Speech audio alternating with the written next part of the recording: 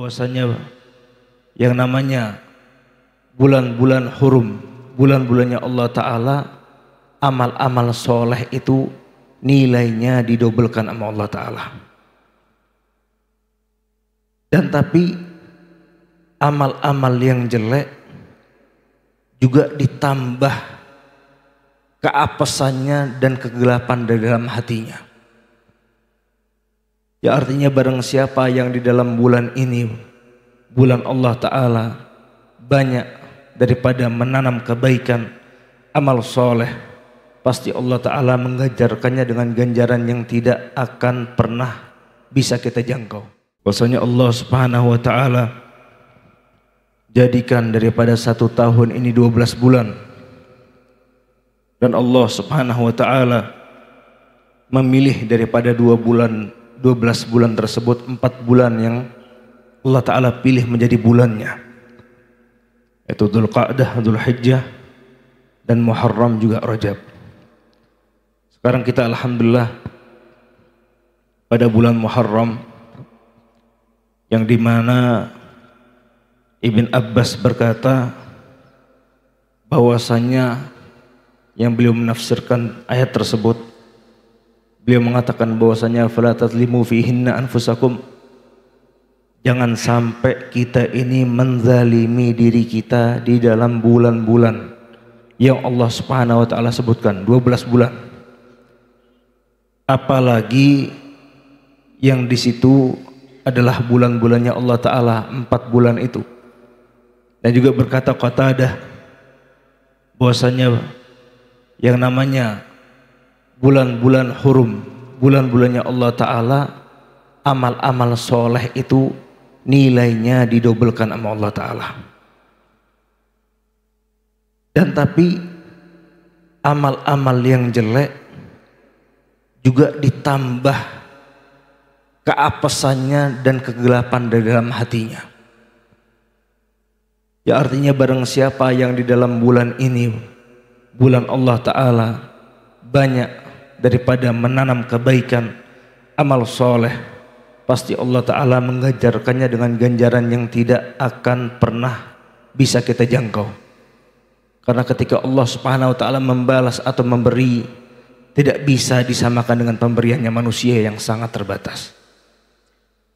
Salawat serta salam kepada baginda Muhammad sallallahu alaihi wasallam, yang dimana bahwasanya guru saya Abu Yazid Ahmad Al-Maliki, beliau selalu mengatakan yang namanya dunia ini semua banyak sumpeknya, banyak sedihnya, banyak gelapnya, tapi yang membuat kita senang bertahan kuat dalam keadaan iman adalah kebersamaan kita bersama Nabi Muhammad SAW,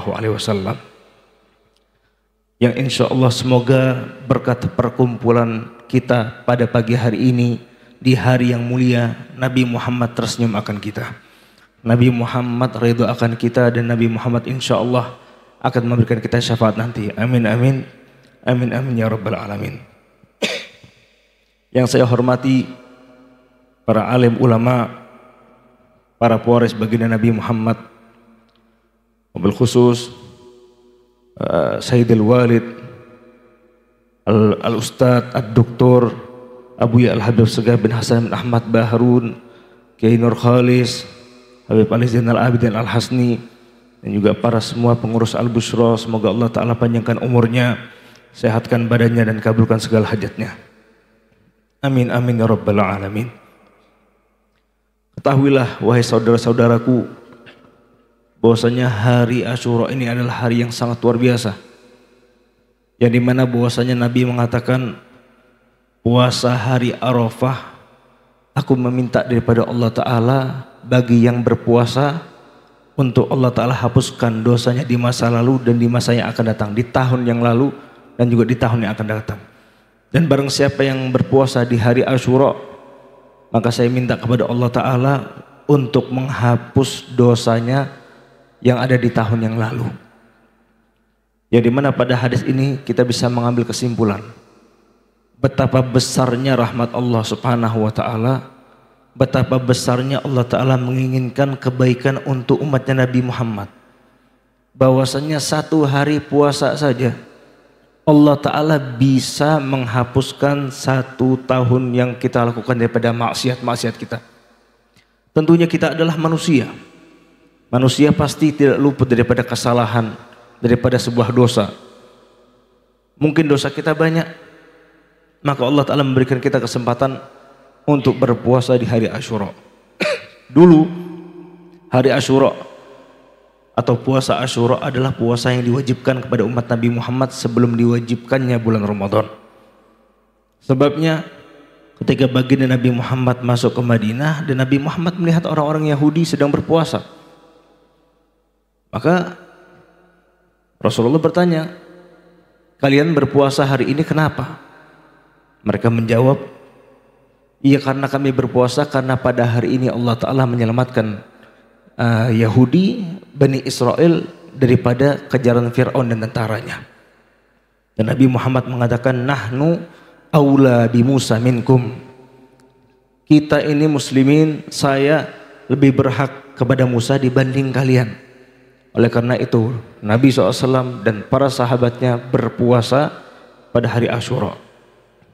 Dan banyak daripada amal-amalan yang dianjurkan, mulai daripada silaturrahim, mulai daripada banyak berzikir, mulai daripada membaca Qul Huwallahu Ahad 1000 kali, ayat kursi, atau mengunjungi orang yang sakit, atau mengusap kepala anak yatim.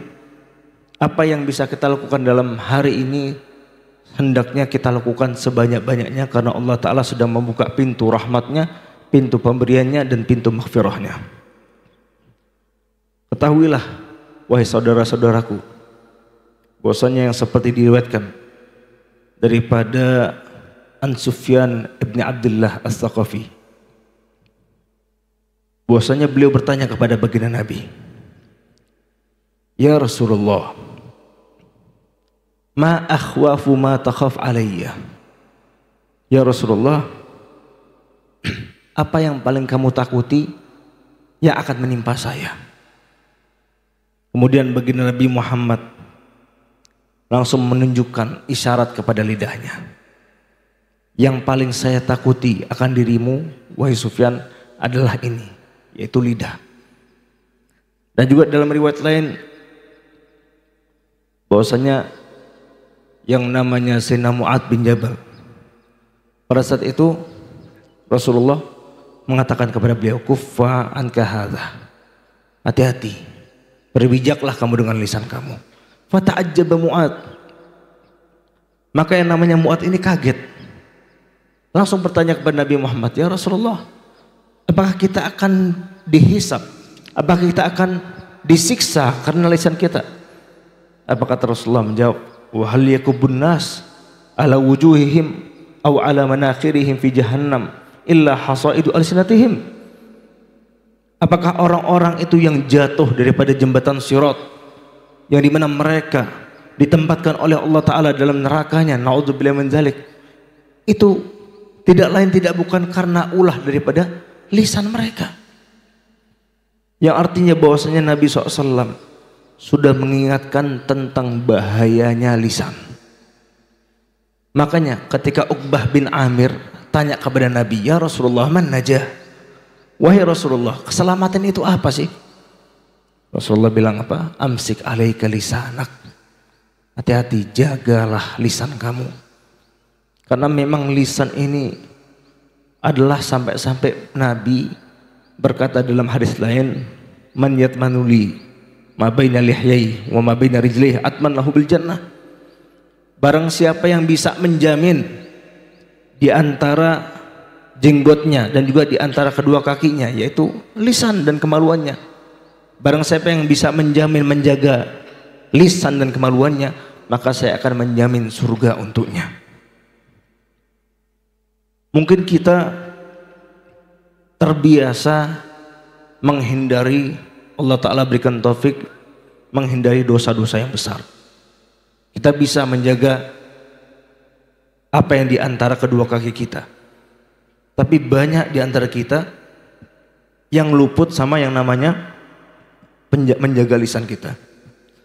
Dalam hadis Abdullah bin Mas'ud, bahwasanya Nabi SAW bilang, inna baina yaday sa'ah, daripada tanda-tanda kiamat kata Nabi, taslimul khasah, atau yang artinya mengucapkan salam tapi kepada circle-nya saja, bersalam sama orang yang dikenal saja, tapi kepada muslimin yang lain enggan. Wa antafsuat tijarah hatta tu'inul mar'atu zawjaha ala tijarah kata Nabi. Dan daripada tanda-tanda kiamat, maraknya atau luasnya jual beli. Bahkan saking maraknya atau luasnya jual beli, yang namanya istri itu ikut membantu suaminya dalam bertijarah, berniaga. Dan ini sudah sangat terjadi. Bahkan kita lihat bahwasanya istri-istri kita banyak yang membantu kita dalam urusan jual beli seperti jualan online. Dan ini sudah terjadi. Maraknya jual beli, ada produk atau aplikasi online yang berbeda-beda platform tapi sangat banyak jual beli. Dan ini memang yang sudah dikatakan Nabi. Dan Nabi bilang, dan beliau mengatakan qat'ur rahim, putusnya tali silaturahmi, wa syahadatuz zur, kesaksian yang palsu, dan yang terakhir wa dhuhurul galam, wa fusyu, atau wa fi riwayah fusyul kalam, dhuhurul galam. Imam Barzanji atau Imam Ibnu Abdul Bar, beliau memberikan komentar yang sama, yang dimana bahwasanya intisyarul katabah wa qillatul ulama, banyaknya penulis tapi sedikitnya ulama. Mungkin pada saat itu mereka belum memahami konteks hadis ini, tapi kalau kita cermati pada zaman kita sekarang, bahwasanya yang namanya zuhurul qalam benar-benar zuhur, nampaknya pena. Bagaimana maksudnya nampaknya pena? Pena seseorang bisa nampak dimanapun dan bisa dibaca oleh siapapun di segala platform yang bisa ditunjukkan ke seluruh di muka bumi ini. Seluruh dunia bisa lihat. Contohnya seperti apa? Sosmed, media sosial. Apa yang kita tulis, siapapun bisa baca. Apa yang kita komentari, siapapun bisa melike, merepost atau mengomentari balik. Yang artinya bahwasanya yang menjadi problem bagi kita bukan afatul lisan aja, afatul qalam sekarang. Bukan sakitnya lisan aja, tapi kadang-kadang sakitnya kita itu ada pada hal yang kita ketik. Daripada komentar, mengomentari hidup orang, apalagi sampai jatuhnya ghibah. Malik bin Dinar mengatakan bahwasanya cukup bagi seseorang itu mendapatkan ukubah daripada Allah Ta'ala, hukuman karena dia ini ngomong dengan sesuatu yang tidak ada artinya. Apalagi sampai dia ini berghibah, apalagi sampai dia ini berbuhtan. Ghibah itu menyebutkan sesuatu yang jelek yang ada pada diri sahabat kita, yang harusnya kita lindungi, yang harusnya kita tutupi, tapi malah dibuka. Dan ini sudah sesuai janji Nabi, barang siapa yang membuka aib saudaranya, maka pasti Allah akan membuka aibnya sendiri walau di tengah-tengah rumahnya. Sekarang buhtan yang dimana-mana, bahwasanya ada seseorang mengatakan sesuatu yang tidak ada pada diri seseorang, itu namanya buhtan. Ada juga namanya ifkun. Ifik namanya kita mengatakan sesuatu yang sampai kepada kita yang harusnya nggak dikatakan tapi diucapkan, dan semuanya salah. Dan ini lisan, dan bahayanya lisan. Rasulullah bilang banyak orang yang jatuh ke neraka karena mereka tidak bisa menjaga lisannya. Oleh karena itu, Sayyidina Luqman Al-Hakim beliau mengatakan kepada anaknya, ya bunayya ma nadimtu ala samti qattu, wahai anakku, saya ini nggak pernah nyesel karena saya ini diem. Lau kana al-kalamu min fiddah kana samtu min zahab. Kalau misalkan yang namanya ngomong itu adalah silver, perak, maka yang namanya diam itu adalah emas. Sehingga kita lihat bagaimana halnya para anbiya, Rasulullah SAW. Kalau kita lihat para sahabat, mereka tidak berani menatap wajah Nabi. Kenapa? Karena Nabi banyak diamnya. Dan kalau misalkan sekali Nabi bilang, pasti Nabi akan mengatakan sesuatu yang dimana kalau itu perlu diulang 2 kali sampai 3 kali. Dan selebihnya Nabi Muhammad tidak ngomong kepada sesuatu yang nggak penting. Begitu juga para sahabatnya. Sayyidina Abu Bakar, Sayyidina Umar, Sayyidina Utsman, Sayyidina Ali. Bahkan Sayyidina Ali, Babul Madinatul Ilm, yang terkenal keilmuannya. Yang dimana pada saat itu ada para sahabat yang mengatakan, wahai Ali, kenapa pada zamanmu ini banyak sekali fitnah yang terjadi? Kok zamannya Sayyidina Abu Bakar, Sayyidina Umar ini, Sayyidina Utsman aman-aman saja? Maka Sayyidina Ali mengatakan, dulu pas satu Sayyidina Abu Bakar memimpin, kalau ada masalah tanya sama saya. Sayyidina Umar begitu juga, Sayyidina Utsman juga. Nah, nggak mungkin bagi saya ini nanya kepada diri saya sendiri. Lihat bagaimana ketangkasan dan kehikmatan seorang Sayyidina Ali, tapi tidak mencegahnya untuk diam. Dan diam itu adalah tanda daripada seseorang yang memang sampai kepada ma'rifah. Ini yang dikatakan oleh Al-Imam Ghazali dalam kitab Ihya-nya. Dari tanda-tanda matangnya seseorang itu lebih banyak mendiamnya. Dan Habib Abdullah Al-Haddad mengatakan, kalau kalian mau lihat orang yang paling alim di antara segerombolan orang yang alim, lihat mana yang paling banyak diamnya, mana yang paling banyak mendengarkannya. Itulah bagaimana para hal orang-orang soleh yang dimana mereka sangat lebih memilih diam daripada berbicara. Oleh karena itu, umur sekarang masih pagi, waktu masih ada sampai sore, sampai sebelum terbenamnya matahari. Hendaknya pada hari ini kita luaskan rezeki kepada keluarga kita. Hendaknya kepada para istri untuk pintar merayu kepada suaminya, biar bisa dibolehin mesen COD, Shopee atau apa. Ini kesempatannya. Dan bagi laki-laki yang dimana walaupun hadis yang namanya Tausiatul Iyal ini banyak ulama yang mengomentari, tapi Al-Imam Baihaqi mendatangkan hadis ini dengan jalur 6 sanad, jalur sanad 6 sanad yang berbeda. Yang dimana dalam kaidah hadis bahwasanya kalau misalkan hadis itu banyak syawahidnya, kalau bisa digabungkan maka akan menguatkan satu sama lain sehingga yartaqi ila hasan li ghairihi.